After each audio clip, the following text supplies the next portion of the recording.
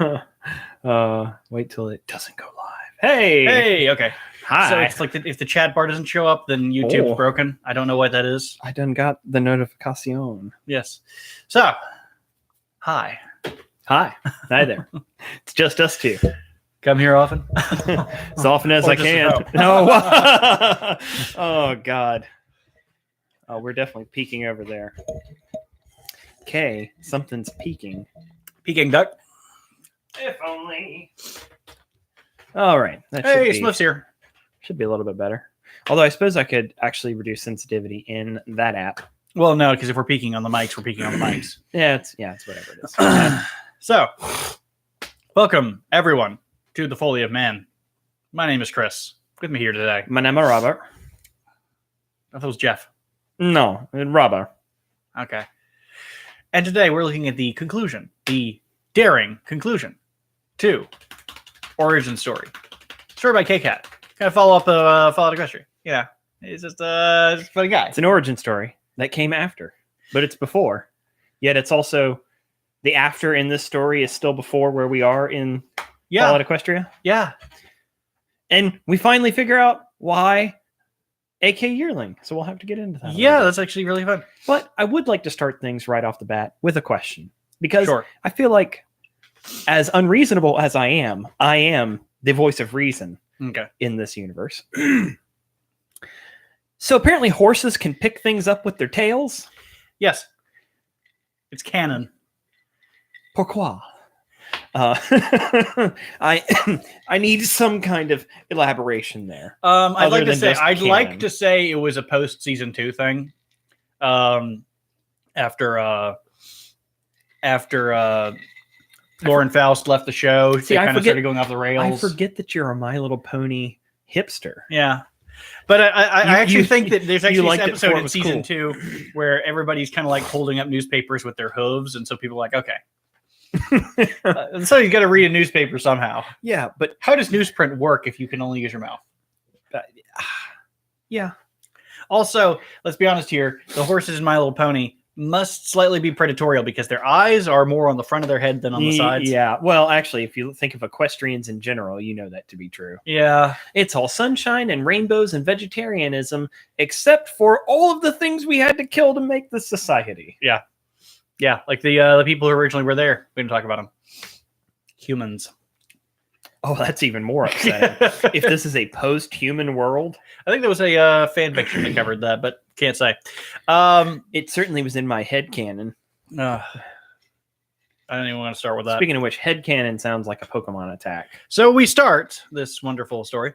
It really does. With our daring adventure, daring do, discussing with her friends about the what to do now that AK Yearling has been vamoosed. Who? Exactly. I don't remember. And he had a goddaughter? Golden Tongue had a goddaughter? Yeah, maybe. I just realized if Gaudina was a godmother, would she be a godmother? Yeah. Wouldn't it be great if Gaudina was your godmother? I'd want Gaudina for a godmother. She'd be great. Yeah. Except she'd keep bringing up her dead child. Yeah, but that means if you ever got picked on in school, she'd pull out a gun and shoot. That is also true. My fairy godmother will fucking kill you. Let's just say, Cinderella, that you're not going to have any more problems, all right? Yeah, that guy Vinny down at the shop, he's fucking dead. Yeah, your stepmother, she's with the fishes. You can't. I don't know why you cannot get a crossbow and name it Fart. See, she's reasonable. That's what people don't realize is that Gaudina is reasonable. Yeah, she has some standards. Yeah, she's actually a pretty good mother. She's just very cruel to others. Yeah. Well, she's a mercenary. Yeah, and she's the leader of a bunch of mercenaries. That should tell you who she is. Going back on our story, yes, the current story. She also goes over the nature of atonement in the Zebra Lands and how it changes pretty much versus equestrian ideals. Yeah, and talking about how the nature of bartering in general and haggling came from the zebras having to do pacts with the various spirit creatures in their lands. Right. Well, and also a feeling of particularly responsibility. So, for instance, in Equestria, if you buy a gun from somebody, you've bought something from them. You're done. The transaction is complete. Whereas in zebra culture, there is an implicit responsibility to the action. Which is also interesting because they describe that in the current realm, when AK/Daring Do is writing her prequel in the recordings, guns exist because she does bring up the iron-shod firearms and the firearms in general. So, there's that. Whereas in the beginning, it was a novelty to the ponies. You know, what's that? A blunderbuss? What's that for? Who would ever use that? Okay, it's Sphinx. Yeah. We also learned that the Sphinx was trying to warn her about the whisper. Because that's the only way they knew how to communicate. Was through riddles. Through riddles. Which we also find out that we understand now why zebras speak in rhymes. Mm-hmm. That's how they're taught to speak equestrian. Yep. And so for a zebra to not speak in rhymes is actually one that is very actively worked to learn the language better. Yeah. But the very idea, it's so belittling that it's like we have to teach you our language in rhymes. Yeah. Well, I mean, it's just because they're naturally mentally deficient and should be removed. I mean, in these stories, they're kind of like they show that the societies are not on the same level. She even describes it as equestrian exceptionalism because Equestria is exceptional above most other societies and cultures, at least those that haven't died off in this magical land. Well, their gods literally walk amongst them. So, whereas if you're a zebra, it's like, well, where's my god? Oh yeah, you have that pissed off guy down the hole. That's who you have. Yeah. Yeah, go ahead and bring him out. Let's see how he feels. What was it? Tartarus is what they referred to. I forgot the naming of the zebra version, but it is Tartarus. Yeah. Yeah. No, I think it is Tartarus. I think that's what it is in the story. Yeah. Yeah. It's the equestrian name for the same place. Oh. Equestrians use Tartarus. The zebras use a different word. Oh, okay. But it is Tartarus. Moonblaze says, is it racist if it's true? Well, that is an interesting question. Oh boy. That's just a big old bag of tricks. We don't want to open that up. Undecided. Yeah. We'll go with that. Spliff saved us. It's good. It's a good call. Can it be racist if it's true? Sure. Can it be racist if it's not true? Is it racist that Asian ponies are better at math than Caucasian ponies? I feel like are there Caucasian ponies? Oh yeah, there are Caucasus Mountains in Equestria apparently. Oh yeah. Come on, man. Twilight Sparkle's like as white as they come. She's purple, but you know what I mean. Oh yeah, definitely. She's just a wasp. White as shit pony. Oh jeez. It's okay to be a pony. So they realize they have to get the talisman of atonement back. The amulet of atonement back to Rome for the ROAM. To hand it back to the spies, contact there. And they're kind of arguing as to whether they should give it to the Legion, whether they should give it to Joie. At the same time, we're bouncing back and forth from telling the story to also present day story, where Daring Do is in a battle with Joie. Yeah. Where she's trying to prevent Joie from, is it getting it's getting the medallion again. It's getting the medallion because amulet. Yeah. Amulet. Yeah. Same thing. Same thing, effectively. But the thing is that they describe that in the current setting, in the current day, pseudo current day, Joie is actually only using the shield of Rasmadan that would control the sun as a cover for her to release the spirits on the world to bring about the old age when the zebras had a contact with the spiritual realm. Right.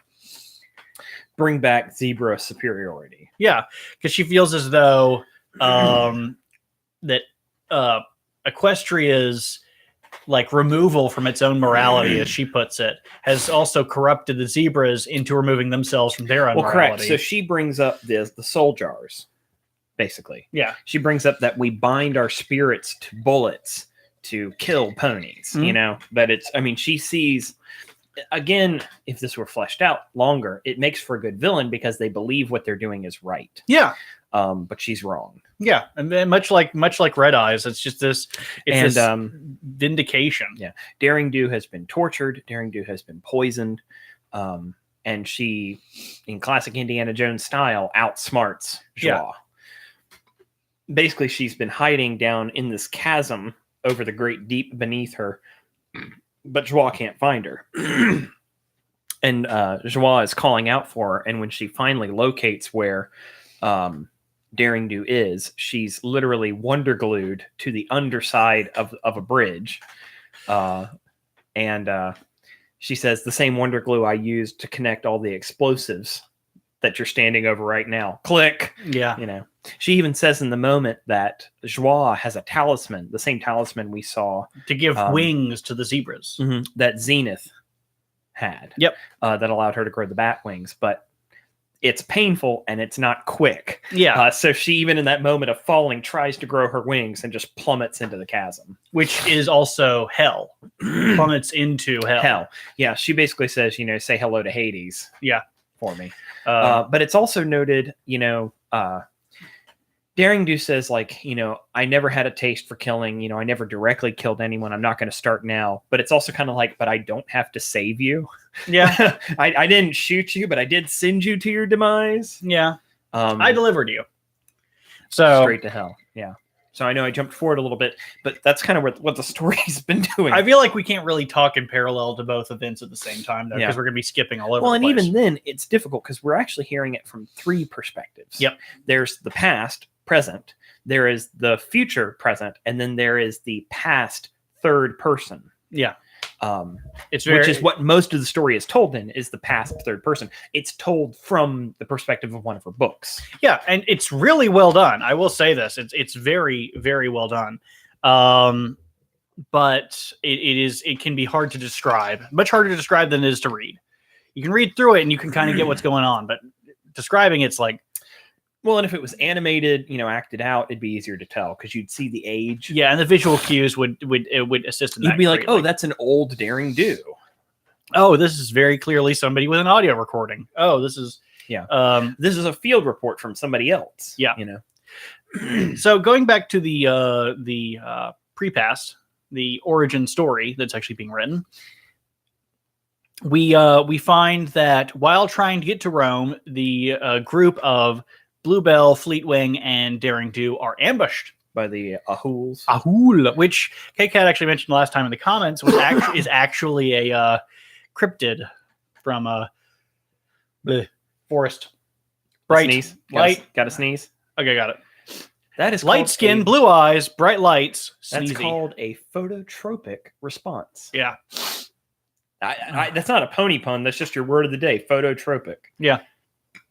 So there you go. Anyway, they get captured by the cultists, the zebra cultists, and Fleetwing. They really should have called them cultists.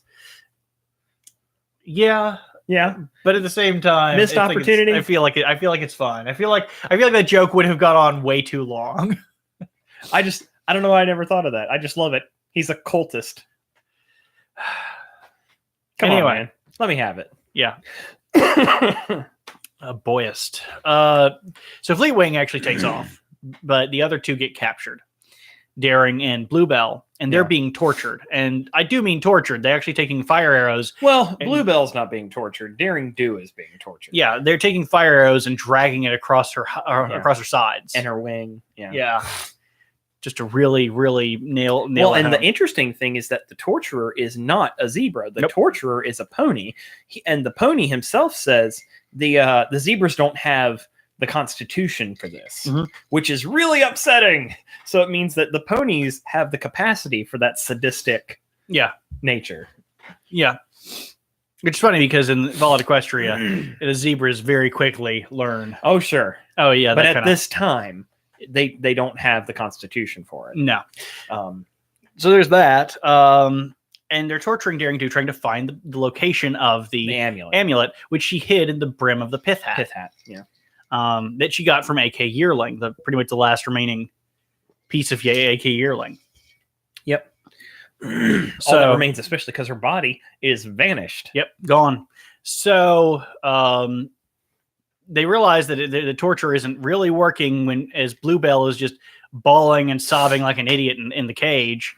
And so they decide to torture Bluebell instead. And before she even gets touched, I love this description, if I can for a moment. They take a flame arrow and they bring it closer and closer to Bluebell's eye, not any other part of her body, her eye. So it's like you burn somebody's eye, they're going to lose vision. And K-Cat describes it as the arrow is so close that it is drying her tears, that it's literally evaporating Bluebell's tears. And that's when she speaks up and says, Daring Do has the amulet. Yeah. So, of course, the torturer, the pony in the red hat, runs back over to Daring Do and starts checking her body even more furiously than he did before. And they also have, at that time, they bring down the Mhudumu? Mulifa? I thought it was Mulifa. No. That's later. Okay. Oh, yeah, Mhudumu. The butler spy. The butler spy who had the amulet. And as they're tying him down, they cut off one of his hoofs. It was already cut off. But they it was brought in, but they realized they're trying to tie him down, but they couldn't. They had clasps to do 4, and that left the stump free. Yeah. And so in the confusion, he kicks them and it starts a whole big kerfuffle. The amulet gets loosened from the pith hat, and the red-hatted pony takes it, but they do manage to escape. Somebody said rest in peace stream. But I see it. Yeah. I don't know. I mean, maybe it died. We're still here, theoretically. Yeah. No idea. Maybe YouTube's just being dumb. Okay. Well, I'll double check. Anyways, so he starts a fight. Yeah, everybody else's stream is fine. Okay. He starts a fight. Yeah. And kicks a flame arrow into essentially a barrel of other flame arrows, and they set a pile of cultist cloaks on fire. Yeah, just a big mess. And Daring has one land near her, and so she's trying to pick it up with her tail or grab it with her tail or something. That's what Robert was talking about. And the torturer is like leveling an arrow at Daring Do. Yeah, or that was Mhudumu as he's fighting the guard, and in the explosion causes the. Well, somebody gets shot, but somebody is trying to shoot Daring Do. Yeah. There's a whole bunch going on. It's one of those action scenes that K-Cat does really well. It's like, holy crap, there's a lot going on. Well, anyways, they win, but the cultist or the torturer gets the amulet and runs off. Mm-hmm. So Daring Do runs over, grabs her pith helmet, and Bluebell starts to try and run after her, and says, "Can I come with you?" And Daring Do says, "No, you cannot come with me. You just fucking ruined everything. You cannot come. Yeah, I can't trust you." And it's like, I shouldn't have put you in this position. This is not the life for you. But she's like, "No, I want to help. I'm sorry. And it's like, bye. Yeah, her weakness in crying out while she was in the cage is what got their attention enough for them to torture her in the first place. Right. Well, and here the guy now with the amulet is running to, the ceremony. Yeah, in the temple. So we happen upon the ceremony, and it's this with the high priestess, the cultist priestess, standing on basically a giant altar, elevated altar, in a snakeskin robe, and a big headdress, and starts invoking the spirits with the amulet, and as spirits come up, interesting, kind of taking the scene from Raiders of the Lost Ark, yeah. Where the pony in the red hat realizes this shit ain't for him, starts running, and the spirits just take him. They rip him apart. Yeah. He literally becomes a bloody smear on the ground. Yeah, it's not good. But anyways, it's in this moment that it all becomes clear to Daring Do. Yeah. What's been going on. And Daring Do even realizes what the no-face, the faceless zebra. The Whisper. Yeah, the Whisper. Realizes what this creature is. Because it comes to her. Waves, they kick out. Yep. But it, excuse me, help me with this. It comes to her. Yeah, the Whisper speaks to her. Yeah, you realize what the Whisper was saying because of what the Sphinx was saying, because the Sphinx only spoke in riddles when it said the obvious riddle of the secret, which is the more who know of me, the weaker I am. It wasn't actually just throwing riddles at her; it was trying to warn her of the Whisper. Yeah, and she realized that the Whisper could only work in such a way that it needed it to be secret, and so what happened was Golden Tongue when she happened upon that conversation, was trading his own granddaughter to the Goddaughter. Whisper. Goddaughter, granddaughter, Goddaughter. Basically, she's his ward. Yeah, or he's her ward, or however it works. Yeah, she's his ward.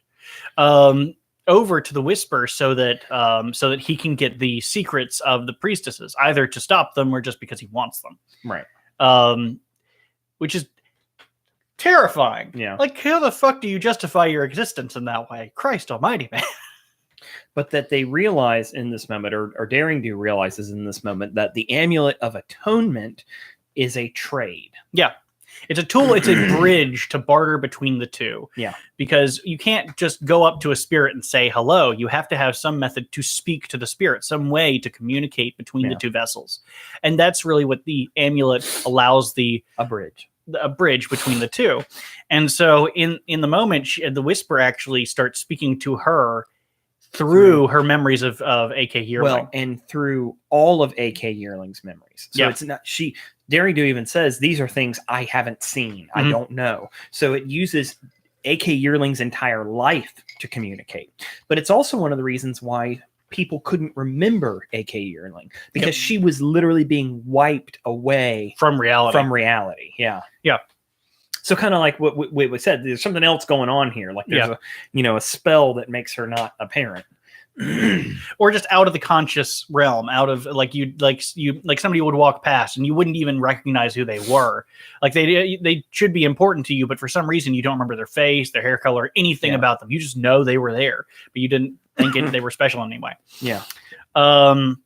So she decides she's going to take the plunge. Yeah. She's going to trade herself for AK. And I actually saw, as this is playing out, you're kind of getting the hint. Okay, this is what's going to happen. Okay, so she's going to give her life for AK Yearling. Very noble, very virtuous. Yeah. Kind of cliche. In fact, she's trying to run up and do it. Yeah, she kind of cliche. I mean, there's a lot of things that happen like this. It's kind of a sort of trope. And then K-Cat takes the entire carpet and pulls it out from under your goddamn feet. Yeah, Malifa shows up. Yeah, Malifa shows up. She manages to knock out the priestess as the priestess is chanting and trying to rise up the ancient goddess of evil. Yeah. And the Daring just roundhouse kicks her in the face, knocks the amulet out. She's looking for it, trying to seal her own pact to bring AK Yearling back. And Malifa shows up and says, "Bye, K-Cat. Real quick. Aw. See you later." And Malifa shows up and actually trades for Alwisatl, who is from the show and a different character. Yeah, I was gonna say didn't mean anything to me. Yeah, but a different, pretty much an old creature, an old spirit from that realm. Yeah, which doesn't really get explained. No, but she says, if you want to learn more about it, it's in another book.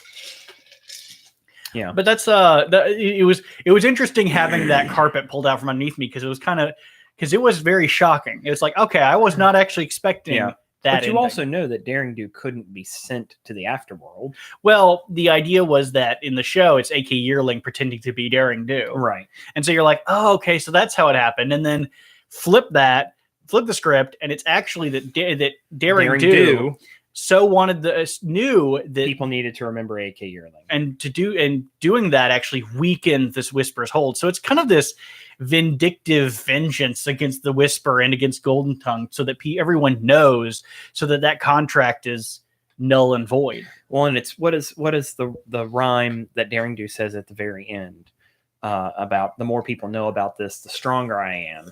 Fame. That was with her professor.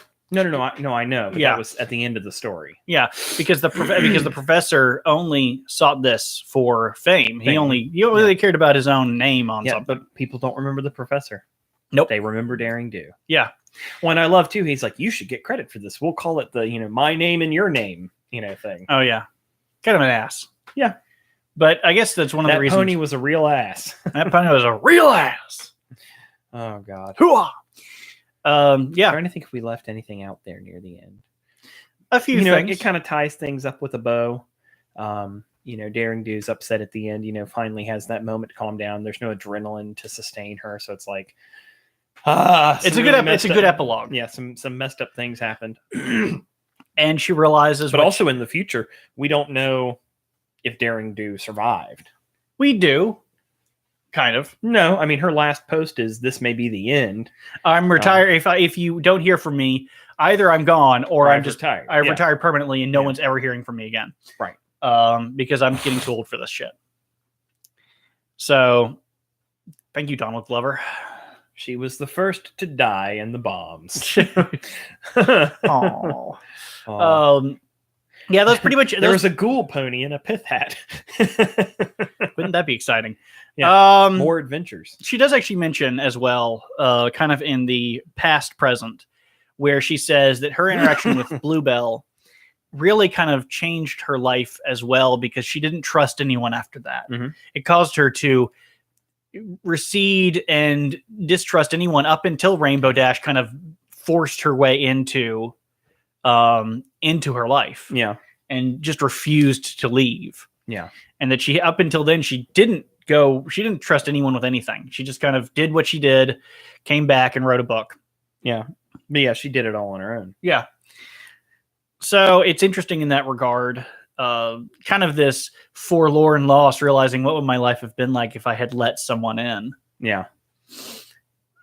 And so you kind of have to linger on that and then continue, because there's no good answer. I mean, there really isn't. Yeah. Now, when it comes to the story overall, now that all is said and done, what do you think? About what? Just the story. Would you recommend it? Would you think it's great? Do you think it's... I'd only recommend it to somebody who had actually read, excuse me, Fallout. Equestria. Yeah. I know K-Cat tried to write it so that it could stand on its own. And it does, in fairness, it does a really good job of not being the post-apocalypse.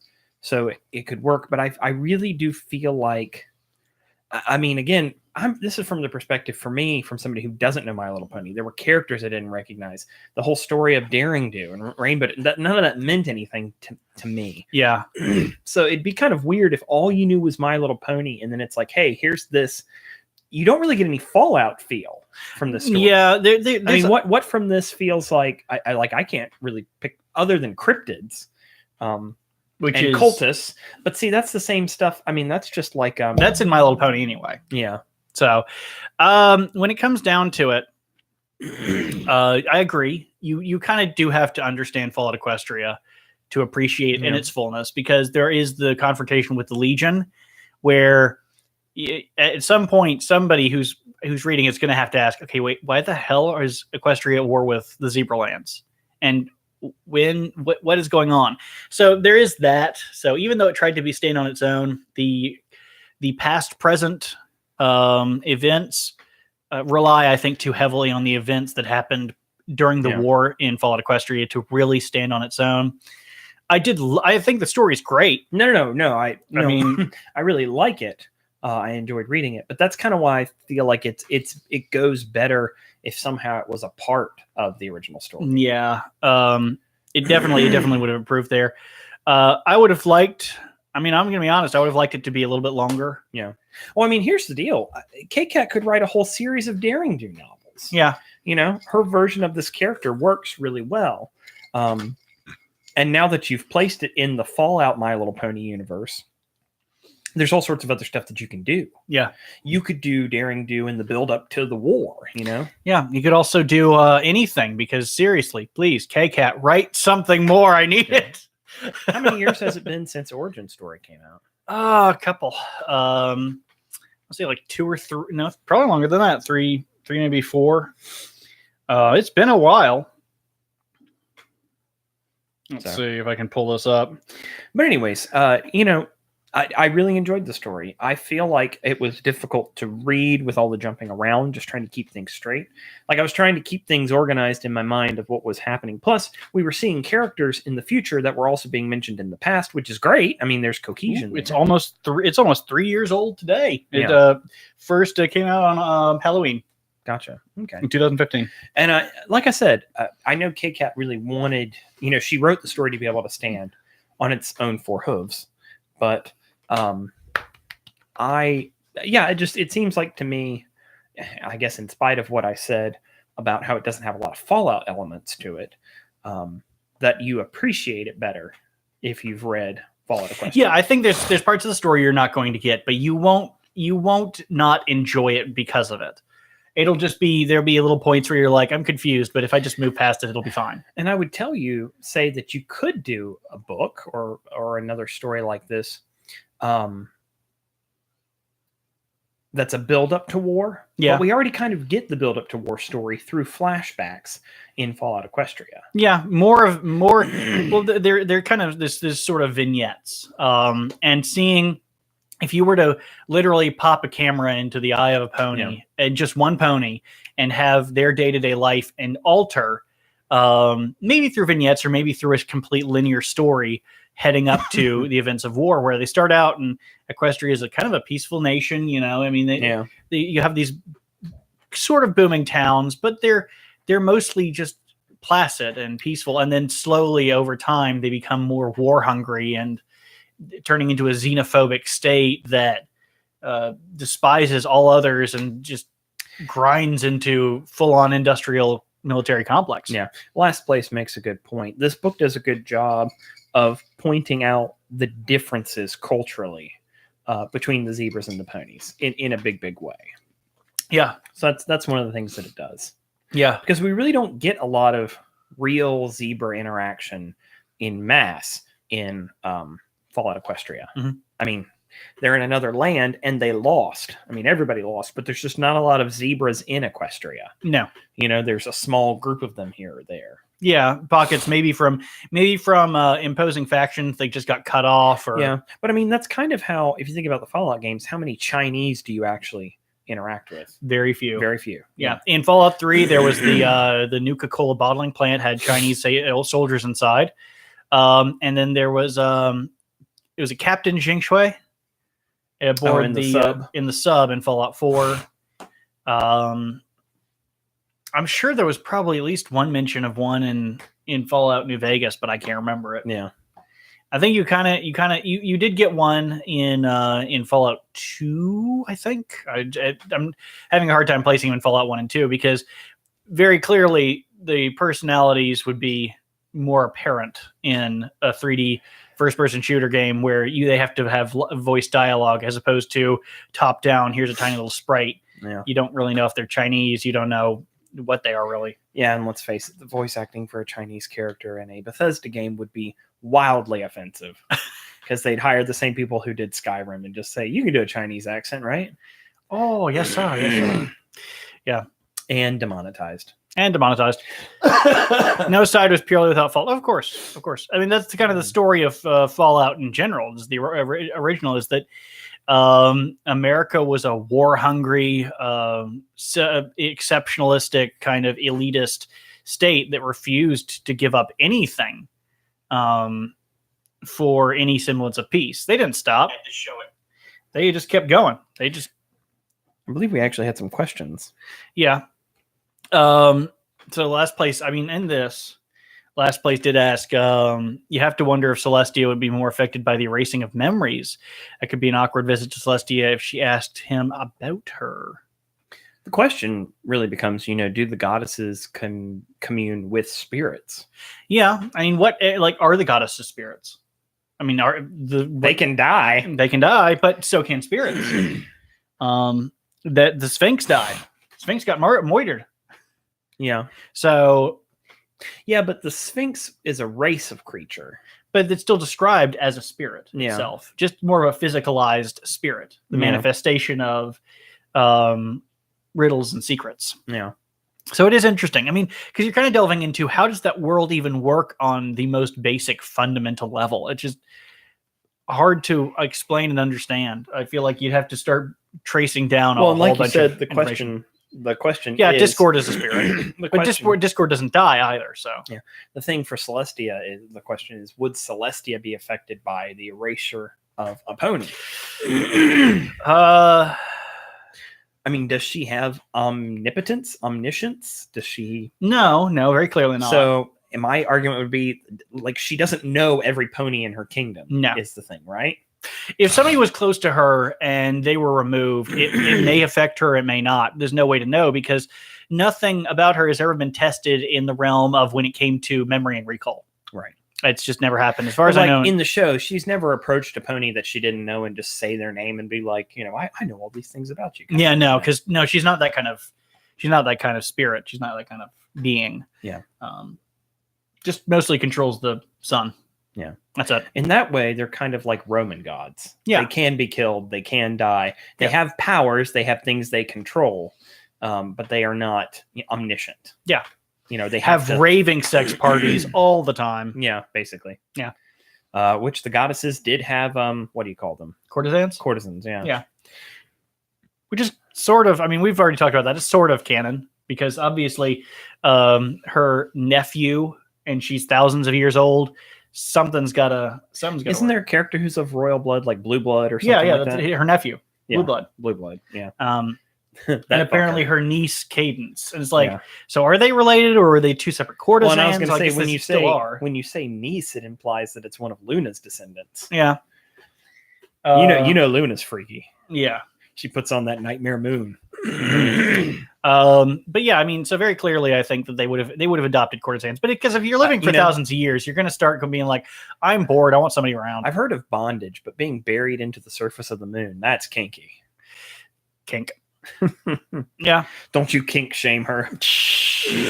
All right. In Abiaf or Inabiaf or Inabiaf says, so glad the show is back. I was starting to miss you guys. I'll throw out some questions. Who is in your tabletop game? Any more details on that?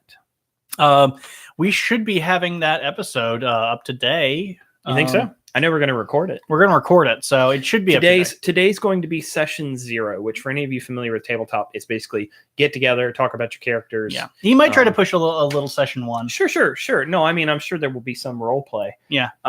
Chris and I are really excited to introduce our characters, but we'll do that in that video. Yeah, it's wrong to talk about it here. Yeah, because we don't know if we finalized everything, and we may have to make adjustments before then. So, well, I'm going to make the DM adjust us. Yeah, no, no, that's really mean. I have another question here. Okay. Same friend, because we don't have fans, we have friends. Don't confuse yourself with the wave, kids. Yeah.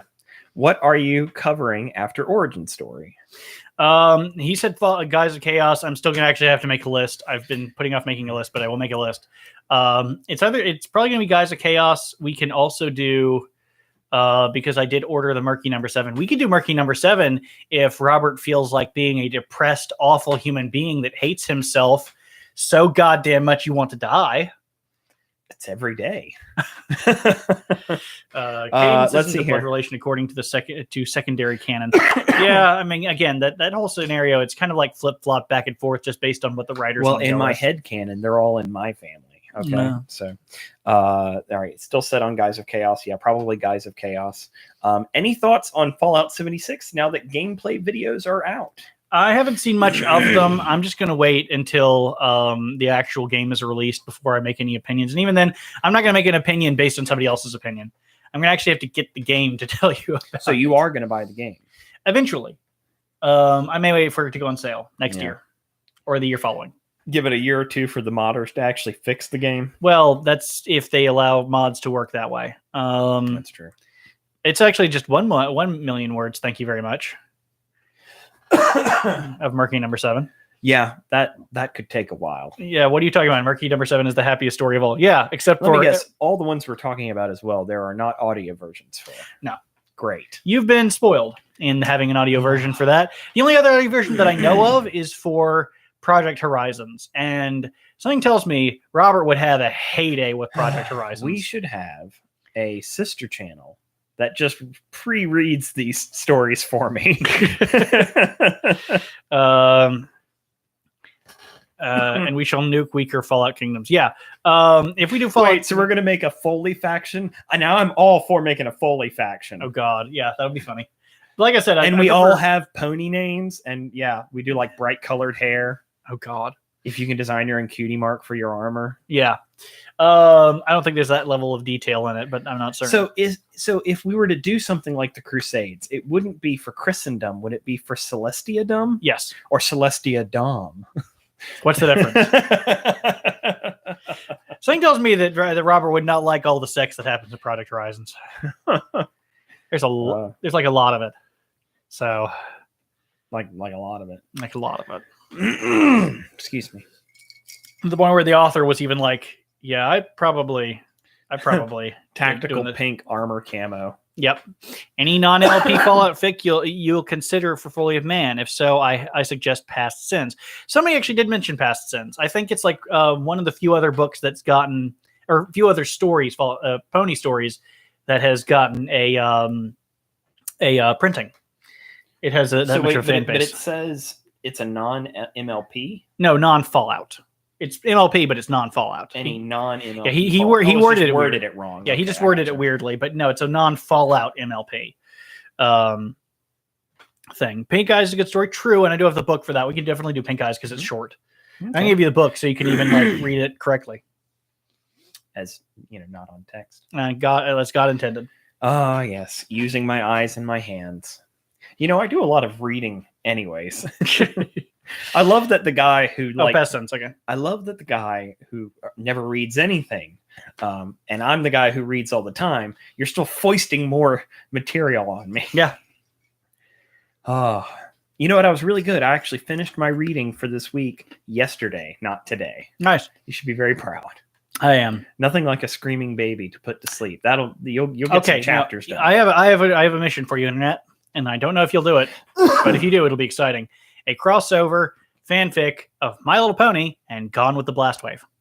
Gone with the Blast Wave? It's a webcomic about these two guys in this like never-ending war, and they're just kind of like pissing around. I know the one that you're talking about. Yeah. They got the masks. Yeah. I know that one. It's great. It's just them fucking around. It's great. Yeah. Oh Lord. Now that you've said it, it must exist. It must. You've brought it into reality. Mm-hmm. I have a request if we're going to talk to our friends for a moment.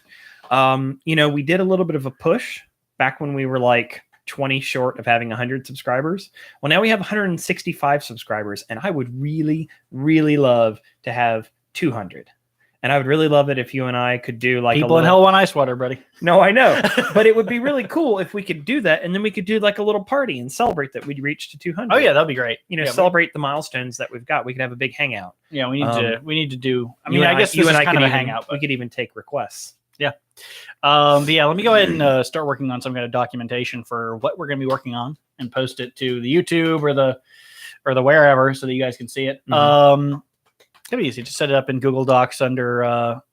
Might be something we want to throw up on the Patreon too, just so people know what we're. We'll just link it. We'll just link it. I'll make 35 sock accounts. Yeah. Why did 666 is the Russian bot? I'm not telling you to commit fraud. It's not fraud.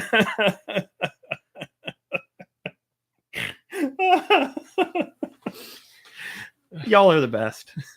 Y'all are just the best. So yeah, let me get to work on that because I'll actually have to filter back through the old comments on the episodes to actually get what stories people want us to read. Last place says, if you could have a crossover in the actual cartoons with other Hasbro properties, what would you mix MLP with? Well, obviously Transformers, right? Yeah, I mean that's kind of given, but Twilight Sparkle, you look funny. It is actually I, Starscream. Fuck. And he still fucking fails every goddamn time. I love that character because he's such a douchey betrayer. That's all he does is just join teams and betray them. Even his own team. Yeah. Even the Decepticons. Thank you. Yeah, he'll undermine Megatron in an instant just to get ahead. Pinky actually made the Transformer sound once. Yeah, I love how all you have to do is go, and people are like, oh, they know exactly what you're talking. It's funny. I was not a Transformers kid. I mean, the toys were cool, but like, I really didn't care about the series. Nah, I mean, I kind of watched it when it was on, but I didn't give a shit about it. It's like watching G.I. Joe. Yeah, like I hate to use the phrase, but I always thought G.I. Joe was kind of gay. Yeah, it is kind of. It's like watching a bunch of buff men shoot at other buff men, and they never really accomplish anything. I just want to. Yeah, I have seen the Dash versus Starscream death battle. Dash wins. Well, somebody did the math on it. It wasn't in the death battle, but somebody actually did the math on it. By the way, a great subreddit. They did the math. In the season finale, the royal wedding. they ask Rainbow Dash to do a sonic rain boom for the royal wedding ceremonies. Yeah. And she does it while taking off from the ground after half a second. Which means somebody she hit, did the math of the what it would take, the yeah. force required to actually hit the sonic barrier after half a second going upwards. And they're like, okay, so she has about 458 horsepower and weighs about 60 pounds. Yeah. So she is terrifyingly powerful. Yeah. She's powerful enough to be able to break things that should never have been broken. Yeah. Um, Tearing holes in the space-time continuum. so yeah, it's pretty fucking like more powerful than anything that we have ever created as a species. It's like, so what you're saying is that the My Little Pony universe, Equestria, is Will Smith's After Earth. oh, oh, After man. Is oh gone. God, Hubbard, please go. I was just gonna say, yeah, L. Ron Hubbard writing a My Little Pony fan. Oh God, There'd be a lot of weird sex in it. Wait, I thought you said wait, Larry Niven or Yeah. L. Ron Hubbard? No, L. Ron Hubbard. Larry Niven would have a whole bunch of Let's humanites. see here. in it Other having Hasbro sex. licenses. Well, that would be. I don't know that many. Star Wars is another Hasbro license. Technically through the Disney. toys, yeah, yeah. they make the toys. But I'm trying to think of other specific. One of the great crossovers. One of the great crossovers is the Thessalonic Legacy, which was a crossover of BattleTech, Mech Warrior, and My Little Pony. And I have no idea where the hell it's gone, because every single instance of the Thessalonica Legacy has disappeared off the internet, and I don't know what the fuck happened. I'm just going to throw something out here. Speaking of licenses, the Care Bears are just a poor man's My Little Pony. It's just a ripoff. I thought it was a gay man's My Little Pony. Oh, The Care Bears stare. Oh Yeah. God. yeah, but they've got Ugh. they've got cutie marks. They give them powers. Mm-hmm. The Care Bears. They also molest each other after hours. You want to talk another show that just couldn't get into, even when I was a kid, when I was the demo. Like, I just couldn't watch the Care Bears. I'm like, this is dumb. It's dumb and gay. Yeah. Because let's be honest about something. You want to talk about societal conflicts and the fact that there are weird things in society that don't make any sense. Two women in a relationship with each other, not gay. Two guys kissing, totally gay. Don't ask me how it works. I was the one who made the rule, but Chris, there it is. I had no idea that you were such a homophone. Which is funny because homophone sounds close to homophobe. And that's what a homophone is. That's what the No, I show- know. No, I know. I know. Oh my God. It's the best. Anyway, yeah, Care Bears are gay. Not that there's anything wrong with that. Yeah. No, it's totally cool. I mean, if you're down to clown, we're golden. All right. I like it when we leave Smuff speechless. I figure he might be a Care Bear man. Are you a Care Bear man?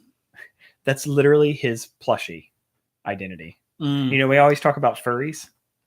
What? Like, okay, so you have what, your fursona. Fursona. Yeah, but I don't know what it is if you're a plushie, because plushies are different.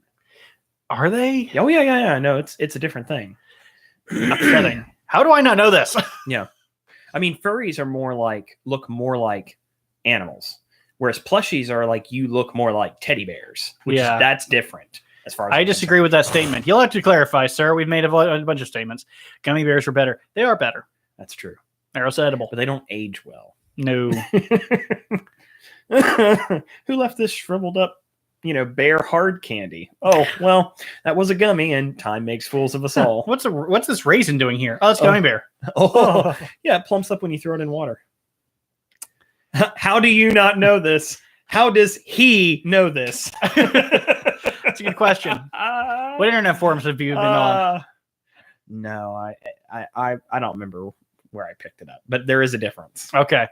Yeah. So yeah, you have fur. Well, I remember pony the sounds. first introduction to it was an episode of CSI when I was like a kid. Yeah, but that's CSI invokes subcultures in the worst human way. Right. But originally the term was flurries, furries, and plushies. That was the thing. Is those were two when people would point to. I love that. Stuff. I love that to prove how innocuous that, or not innocuous, how synonymous that is, or how connected that is if you go into Google and you type in that one episode of CSI, Yep, that's the it one. is Fur and Loathing. It's either going to be that one or it's going to be the adult man wearing a diaper being treated like a baby. Oh yeah, was it ABDL? Why are we talking about this? I don't know. I don't know. We're not kink shaming, okay? If you got kinks, that's fine. Yeah. Unless you're a pedophile, then we'll just hang you up by your toenails. So Beat ya. yeah, that's right. No pederast.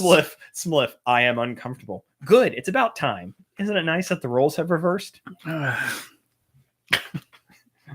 Spliff does stuff to make us uncomfortable all the time. Yeah, true. It is there. Okay, so I don't know where we go from here. We don't. I think we've hit rock bottom and passed beyond it, and we're somehow in the nether realms.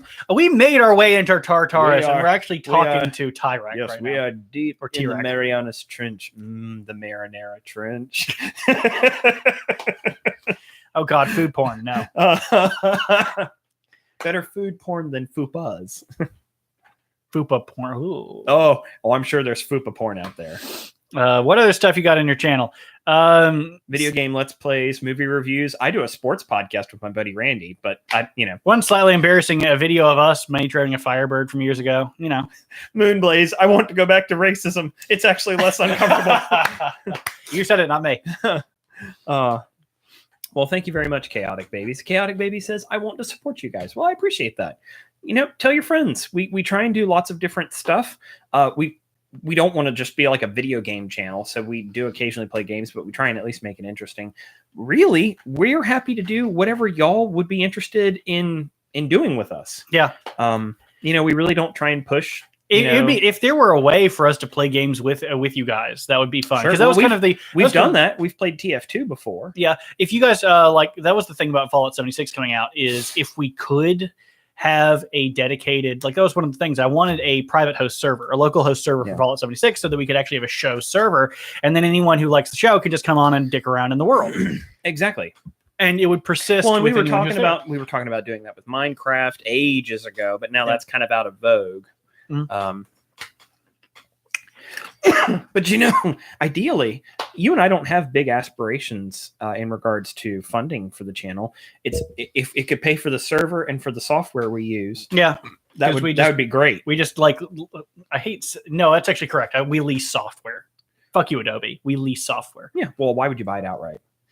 Fuck you, Adobe. And I know you guys see the streams and you're like, well, there's no editing involved in the streams, but we do edit the audio and we were editing videos at one point. Yeah. And so that's why we have Premiere, because it's great. But and the server spaces for the podcast. Well, and being a former film student, the ability to actually rent software like that now for a reasonable price is way better. Not spending $1,600. I was going to say, when I was in college, I had to buy a Final Cut license that was discounted for students, but was still ridiculous. What was it like?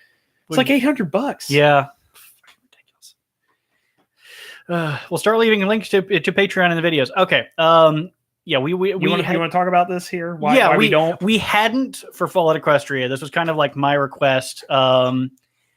Because KCAT's never wanted Fallout Equestria to be monetized, right. And it feels wrong for us to do so. Yeah, that's the thing. So I like the other videos we'll spam the Patreon, but for this we wouldn't. I'm sure going forward with the other side fix it'll be fine. Sure, it's just for the main story. I wanted to kind of as a measure of respect not include that. Who are we? We're just a bunch of freaking idiots talking about the book. She's the one who did all the work. Yeah. You know what I mean? So there was never any question. There was never any problem. Yeah. So and now after today, we are officially done with the KCAT My Little Pony stories. Mm-hmm. Unless KCAT wants to write some more. If you want to continue, come on. Bring, give, please. Gib. I don't care anything about My Little Pony, but I would love to read more KCAT stories. I know. Like, I was really excited reading this, like, hey, this is from somebody who actually knows how to write. Yeah. That's actually one of the things. So I will brag about our tabletop. I mean, I don't know what it's going to turn into, but the pre-story, the story that's been written to kind of set things up, really, really well written. Mm-hmm. So like I was reading it and I was like, oh, I'm getting into this. Yeah. I'm getting into this. Like I was stupidly excited building my character yesterday. He actually was. I even did character art. He went to Derpy Buru and just for the purposes of the thing, not actually to steal art. Thank you very much, Art World. But he actually searched through Derpy Buru for an image and edited the image to make his character. Yeah, it was cool. Yeah, I gave it a we'll share the image obviously when we do the tabletop. But I gave it a excuse me, I'm dying. I gave it a pit buck. I gave it a couple of different emblems. I changed the eye color. I Did this really cool text pop out for the character name. Yeah. I'll probably include it into that because I'll be handling. I'd be happy to help you with your character too. Yeah. I think I found one. It's harder to find for mine, but we're not going to reveal what that is yet. We're going to reveal that a little bit later. Yeah. Yeah. This episode just never, but this is kind of the wrap up of this book, so I don't mind this episode being a little longer. Yeah, and we're also trying to get into the swing of things, and we aren't going to be doing hangouts exactly, and we haven't been doing hangouts, and we may be doing that further. We may just do these things where here's the book, and then we're going to spend 30 to 40 minutes just. Pissing the wind. We haven't really got any pushback from people saying like, "Oh, these are too long." If we do, then we'll break it up. Yeah, it'll be like, well, that's the end of the book, and then we'll do the after show. Yeah, again. So that for you guys who want to just be here for the book, you can do that. For the guys who want to be here just for the after show, what the hell's wrong with you? Finish the reviews first. I'll tell you. Okay, so Chaotic Baby says, quick question. What did you like the most about the whole K-Cat saga? I'll tell you what I like the most about K-Cat saga. Character growth. Mm-hmm. I mean, actual character growth. It was an interesting... characters change and learn. I loved the vulnerability of each of the characters where you can write in flaws, but they sometimes feel as though they're forced. Yeah. Whenever I think of Little Pip, I don't think of Little Pip as a strong character. Brave... to the point of stupidity, yes. But I also see Little Pip as impulsive and folds to peer pressure very quickly. I don't think of her as strong, but I do think of her as virtuous regardless. Mm-hmm. And so it's interesting that you have a character, there's a Little Pip who has such flaws with the addiction to the drugs and giving in to whatever pretty much lies in front of her. Let's face it, Little Pip has always been an outcast of society, a weirdo. And she just wants to belong. Yeah. But notice what her eternity becomes. Isolation. Yeah. And being a voyeur. Yeah. Like she always has been. Yeah. It's the perfect role for her, actually. Yeah. Still love that the book ended with the princess being locked away in the tallest room of the tallest tower. That's still the best fucking thing. These are too short. Well, I mean, people have... Spliff wants 6-hour marathon sessions. We can try to work on that. I don't think it'll happen, but we can try to work on that. If KK made a sequel, what kind of main support characters would you like to see? What themes would you like to see in it? Spliff says at least 12 hours an episode. At least. Crap. So the one thing... You know what? One day you and I've done some marathon sessions of things in our lives. We should put an 18-hour session of D&D with Tim. We did a long session of that. We've also done 24-hour, no joke, 24-hour zombie movie marathons. Yeah. Where we didn't stop for a day. Yeah. So what kind of characters would we like to see? There was a thing where PCE01, it was an artist, is an artist. He's still somewhere around somewhere, PC or something like that.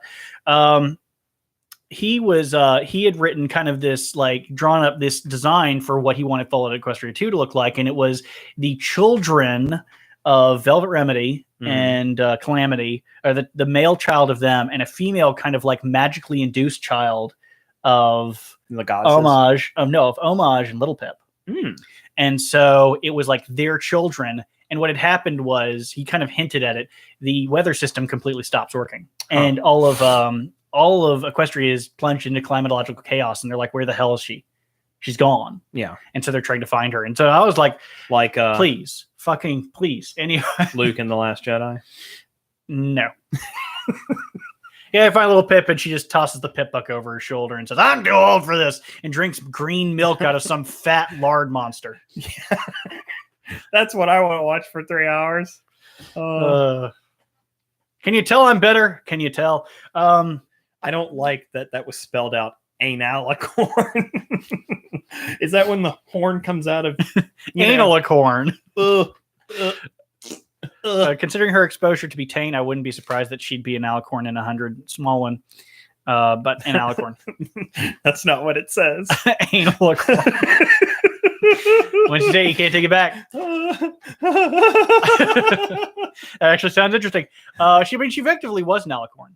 For the purposes of what would happen. Yeah. She turned into, she was functionally immortal. So unless a bullet came through her skull, she was never going to die. Her body just kind of persisted. And she had the ability to fly and a horn. Mm-hmm. So she had magic, the ability to fly, and everything else. And she controlled the weather as a goddess. So yeah. Horrible typos. Okay, so I think it's time. We're right Because at we an gotta, hour. because we gotta, I gotta get back down. We gotta get ready for the tabletop. So That's right. for Robert, I'm Chris. You've been watching The Foally of Man. Stick here for more fun with Fallout Equestria like stories, and anal horns. That hot pony action. Bye, y'all.